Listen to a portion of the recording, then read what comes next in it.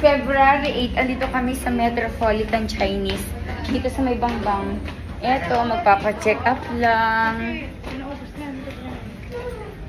February 8, andito kami sa Metro. Check up lang. Kasama ko nephew ko, si JC. Yan, January 8, andito kami sa Metro sa Chinese.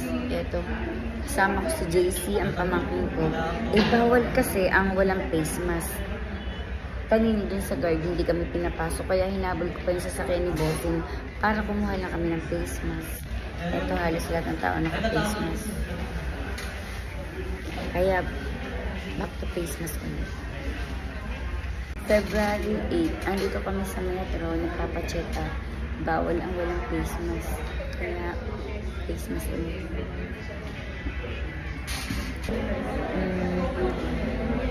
February 8, eto, nagpapacheck up kami. Kasama ko ang aking nephew, si JC. Andito kami sa Metropolitan. Ay, nako. Daming tao. Buti na lang pangalawa kami. Ayan. Si Ate Hope naman, kasama ni Bossing, kumakain dun sa Chinese restaurant. Eto.